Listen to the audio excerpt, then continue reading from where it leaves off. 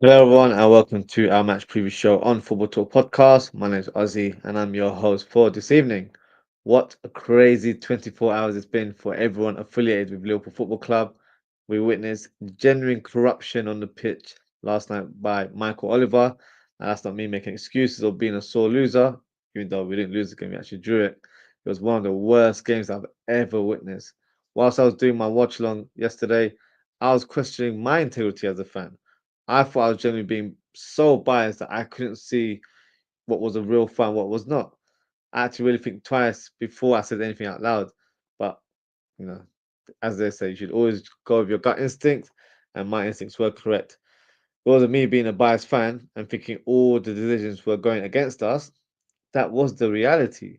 The first goal should never have stood, as Ndai dived like he was doing his best to get an Olympic gold medal. The second goal, I still believe there's question marks with regards to the goal being onside or offside, and I don't think he was onside.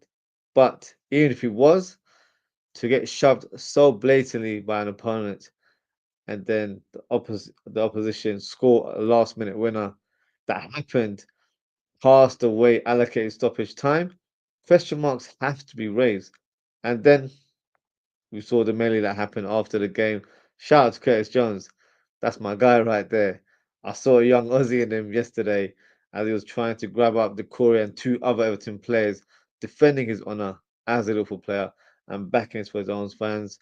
And that's what we call a warrior, something who wants to play for his team, someone that wants to play for the badge. And look, sometimes it's not a pretty sight, but I'd like that in a player. Someone that shows aggression, shows a bit of heart, and obviously he's been, picked up a yellow card for his doings there. But it was a bit of a crazy game, an emotional game, and then to make it worse, our gaffer Arne Slot gets sent off for an aggressive handshake. But when Pep Guardiola does it to the same referee, it's not a problem. People look at it, oh, he's frustrated. That's the referee should understand his situation there. Then what on earth happened yesterday? Armstrong did nothing wrong. I saw media outlets trying to paint the picture that he strolled onto the pitch very angrily and said all sorts. He was frustrated at the outcome of the game.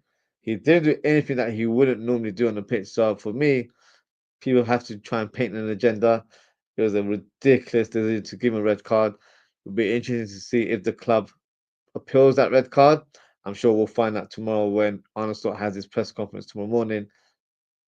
But look, absolute joke in terms of what we witnessed yesterday. And I see a lot of rival fans making a mockery of the reaction from Liverpool fans. Firstly, I don't get affected by what rival fans have to say, as they will always have an agenda against Liverpool. Whether Liverpool do great or bad, it doesn't matter. Liverpool will never get genuine credit from rival fans. So at this stage, their opinions are invalid to me. But the performance of the referee yesterday is actually bigger than what most people think. This is a huge concern for the integrity of the Premier League football. If these moments continuously happen in the future, you best believe there will be a point where a team may refuse to play and walk off the pitch.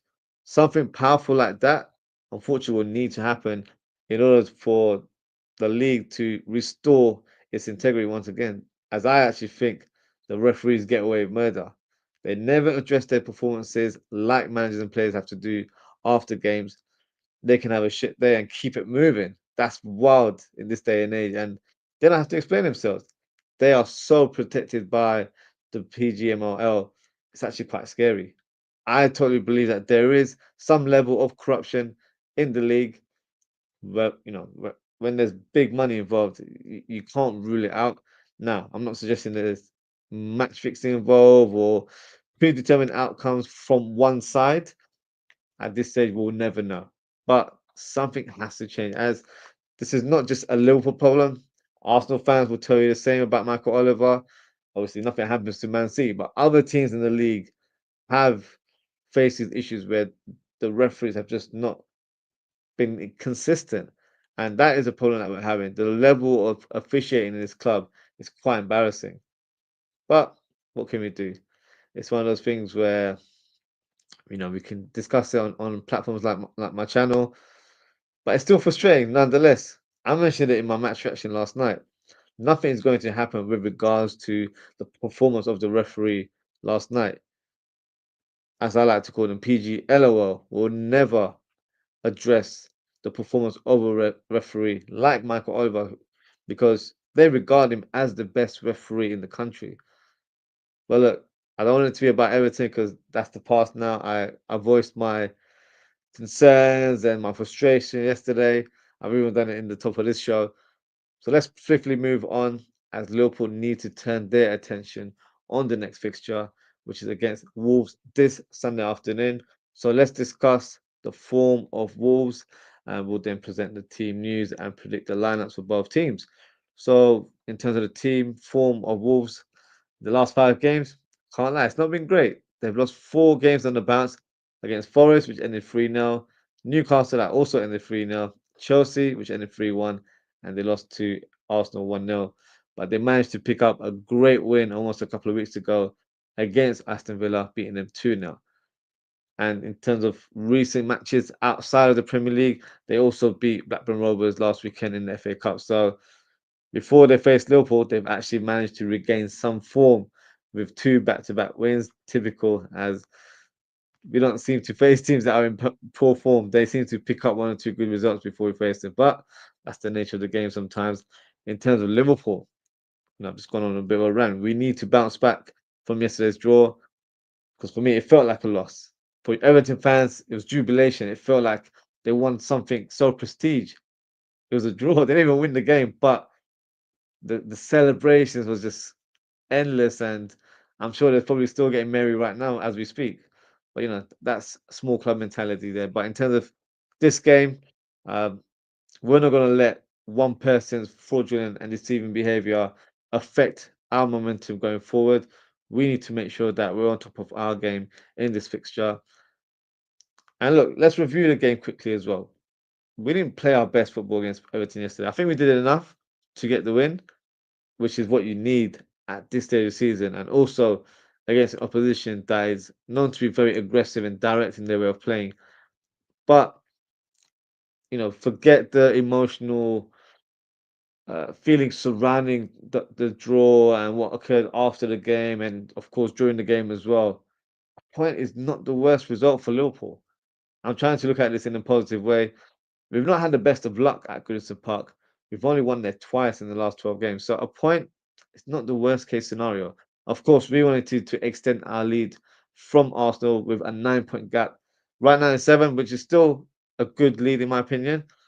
But we've got to move on and focus on going back to winning ways. Prior to Everton, Liverpool won 3 games on the bounce. So hopefully we can add 3 more points to the tally. Now, in terms of team news, for Liverpool, Trent Alexander-Arnold made a cameo against Everton last night, being brought on around the hour mark, I think, in the second half. So he should be available for the fixture. Whether he starts or not is a debate. Fortunately, it looks like Joe Gomez's season has come to an end. He's been ruled out with a hamstring injury. Really gutted for the player as he's just returned to first team action. Hopefully, he stays healthy and can make a full recovery. I hope to see him back in pre-season. Tyler Morton, unfortunately, still unavailable with a shoulder injury. Curtis Jones is ruled out for this fixture for his red card in the Merseyside derby.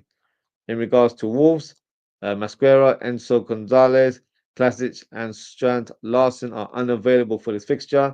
New signings, Giga and Munetsi, could be involved in the squad.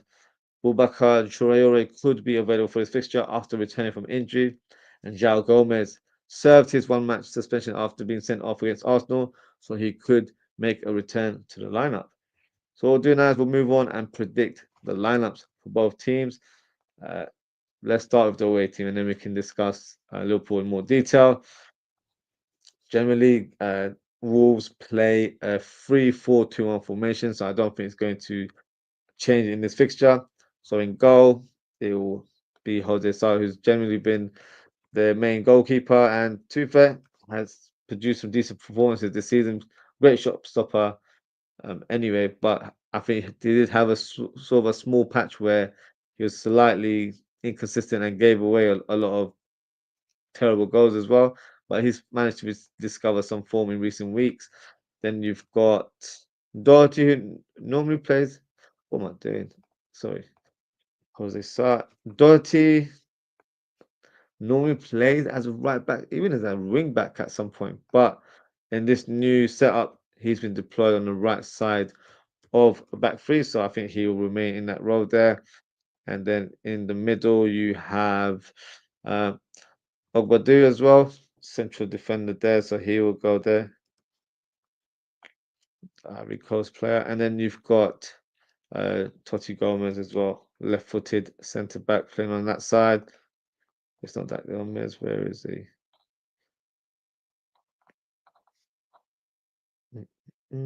I cannot see. Let me type in his full name. Totti. That is very strange. He's not here. Wolves.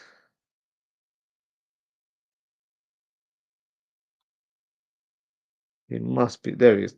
So his name Totti. No, he named his surname there. So Totti, um, in the back three there.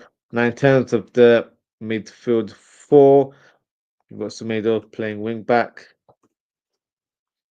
and then you've got Aït-Nouri, who is a player that I'll be looking out for.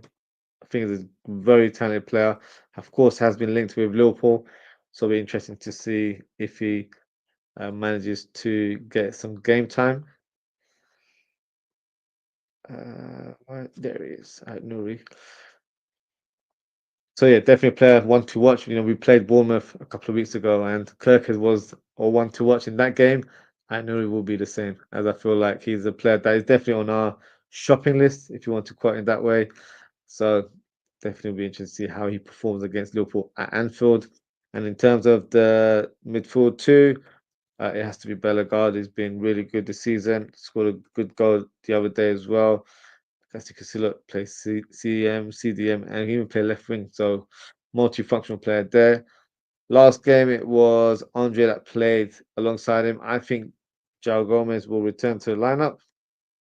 If I believe he is available. He only had a one-match suspension, so he should be available for this fixture.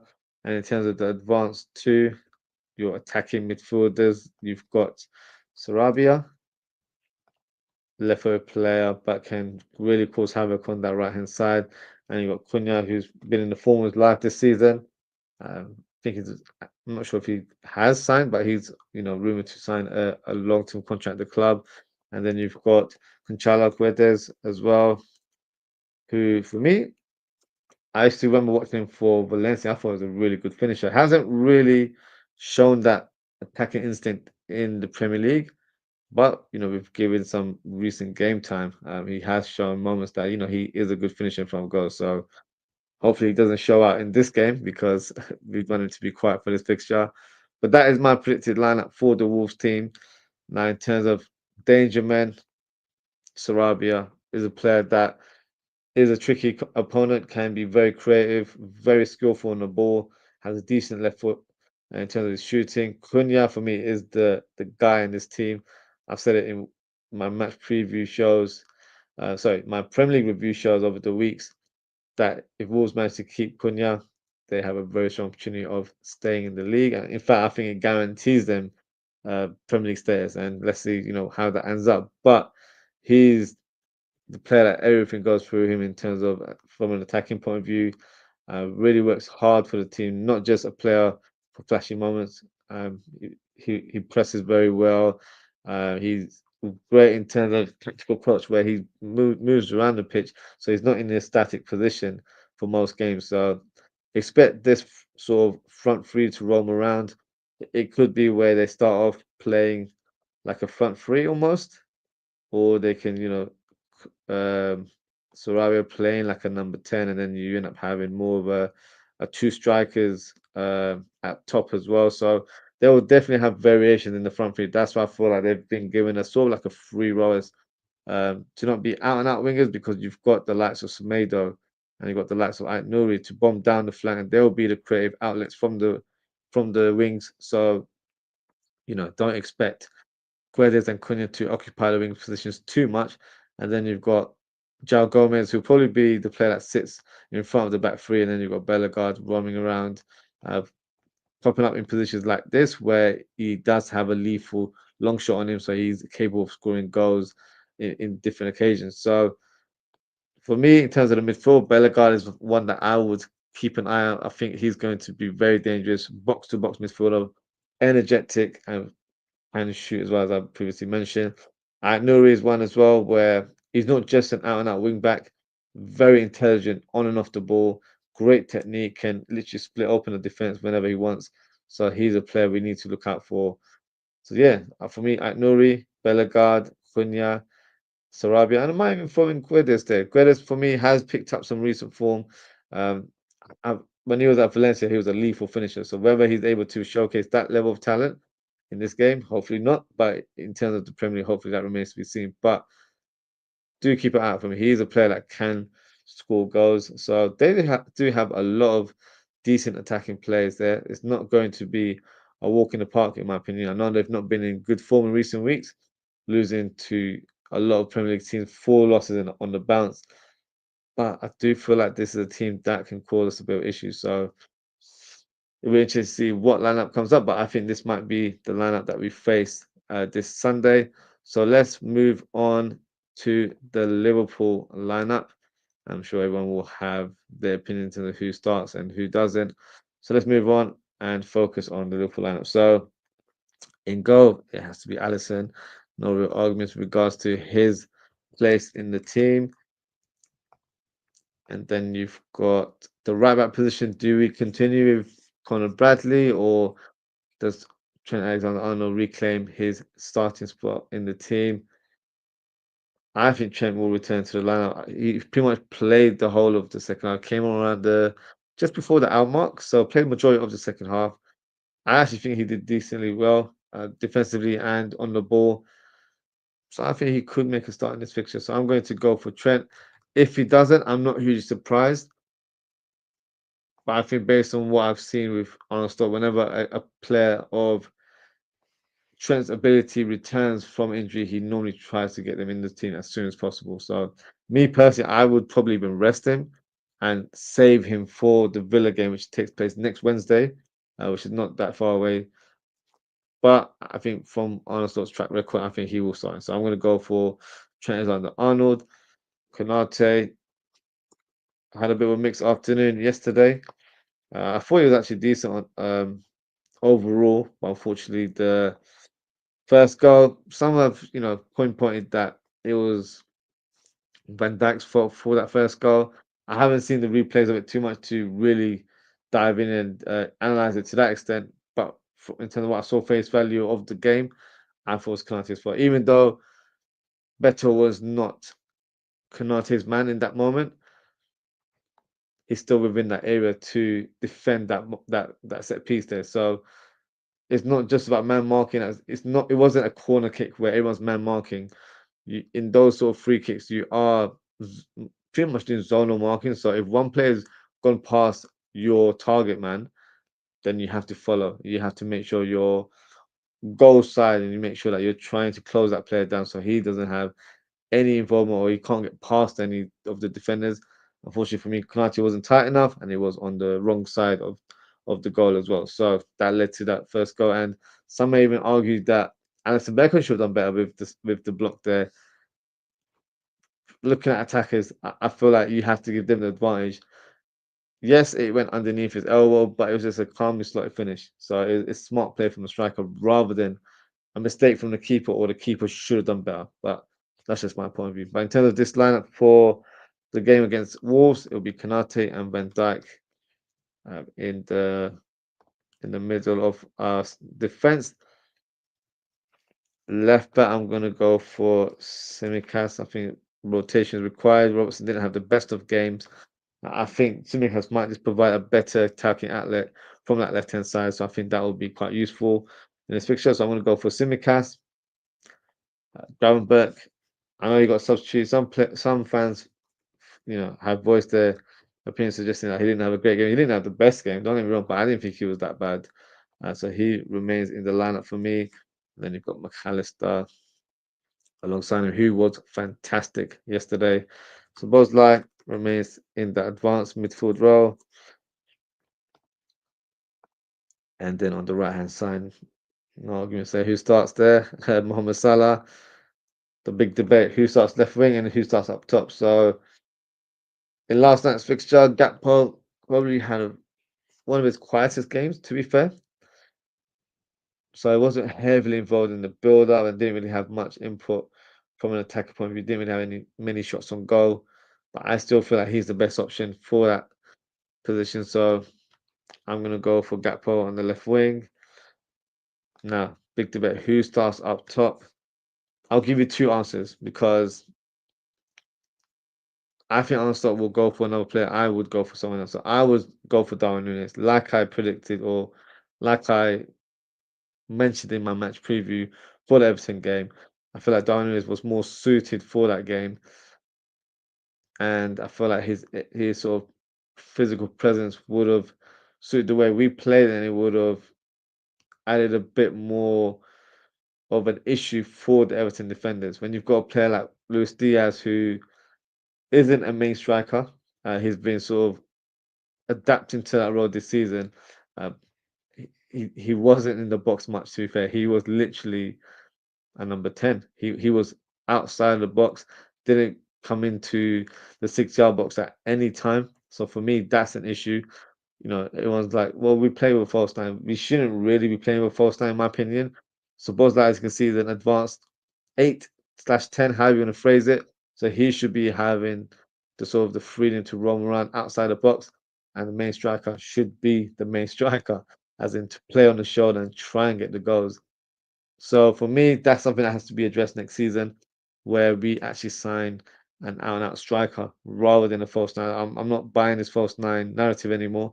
I think we need an out-and-out gunman up top. We have someone like that in the squad in Diogo Jota. For me, he's just not really shown a bit of consistency whenever he's played in recent weeks. I understand he's just come back from injury, but he's not really showing that many glimpses for me to give him a starting spot in the team. So for this game, I'm actually going to go for Darwin Núñez. I think he will be suited for this game, playing a back three as well. You know, it'll be a opportunity for him to play on the shoulder and try and exploit the back three. It's not like he's facing two centre backs. He'll be dealing with one. The other two will be a bit more inside, so they'll be more occupied in marking the likes of Salah and Gakpo. So for me, it might suit Darwin Núñez playing against a setup like Wolves will present in this fixture. So I'm going for Darwin Núñez up top. So that is my predicted lineup. So feel free to drop a comment and let me know what you guys think. So yeah, so that is my lineup for this fixture for Liverpool. Now, in terms of my score prediction, no huge surprise. You know who I'm going to go for. I'm going to go for Liverpool win. I don't think it's going to be a walk in the park. I don't think we're going to crucify Wolves in this fixture. I know they've lost in recent games with big score lines, but I think this would be a little bit more tighter. With their manager being Gary O'Neill, it's a manager that, of course, managed under 18 levels at one point. So he's got a bit of, history of the club, not in a negative way, but I think he knows what it takes to defeat a team like Wolves, like Liverpool. Because whenever we've played Wolves, they've always been a tricky opponent, and they always seem to play a different level when they face us, which is probably the case for a lot of teams, and especially when they visit Anfield. So in this game, I'm going to go for a 2-1 victory for the Reds. In terms of my goal scorers, I'm predicting Mohamed Salah to get another one, and Szoboszlai will hit the back of the net once again. And I think for Wolves, it'll be Cunha on the scoreline. So that is it for my match preview today, guys. Thank you so much for tuning in. If you haven't already, please don't forget to like, comment, share, and subscribe to the channel. Now, in terms of upcoming content for this week, I'll be doing the watch along of this fixture on Sunday. It's a 2 p.m. kickoff time in the UK. So I'll be live from 5 to 2, so 1:55 p.m. UK time. We can go through the lineups and see what I got right, what I got wrong in the show, and then we can watch the game together. Hopefully, it's not going to be a crazy one like it was last night because yeah, I was losing it a little bit in some aspects of the game. I just couldn't believe what I was witnessing. The commentary, I'm sure you guys would probably relate, was absolutely abysmal. Hearing Will Ferdinand, Lee McCoy, and Dan Fletcher talking absolute garbage throughout that match. One way traffic in terms of biased opinions. They were all rooting for Everton. But yeah, it was a difficult one to watch and listen to. But we move on, and hopefully we can get the 3 points in this fixture. Just got a comment here from Double D. Big up Double D as always. He says we were robbed. We were robbed indeed in every shape or form. But there was only one culprit in terms of why we were robbed, and that was Michael Oliver. I would love to say I would not like to see him officiate a Liverpool game this season, but that is not going to be the case. He will probably officiate one of our big games, or maybe one or two of our big games. We've got Arsenal coming up in a few weeks' time. We've got Man City coming up next week, I believe. So, Man City is his team apparently. He probably doesn't like Arsenal much, so don't be surprised if he's the referee against Man City next week. It's just the way it goes. It's the way that they get thrills from Liverpool's misery in these kind of moments. But hopefully, Liverpool can turn a leaf and let the football do the talking, like we did all those years ago when we did win the Premier League title. I hope we can let the football do the talking and don't let the officials have any sort of influence in terms of what the outcome is, whether it's per game or the end product in terms of what happens in the season, because I'm not accepting that the team are in a fragile form right now. We've not been in great form. We have dropped points here and there, but I still feel like we have enough to win the league this season. Look at our closest rivals or closest challenges in Arsenal. They've got a wealth of injuries in their squad. Kai Havertz is ruled out for the rest of the season, so they don't really have prominent attackers in their team.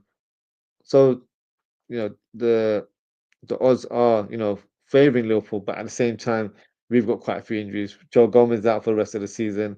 So if we pick up one or two injuries, touch wood, that doesn't happen. That could also affect our season. So look, there's a long way to go. I still have faith and belief that we will win the league. And I'm hoping that this Everton result doesn't have an impact in the outcome of the season. So only time will tell. But yeah, we're definitely well robbed. And yeah, it's still annoys me. I'm still fuming inside. So I'm trying to keep it calm and composed right now. But that is it for today, guys. Thank you so much for tuning in. Take care, stay safe, and I hope to speak with you all on Sunday. Goodbye.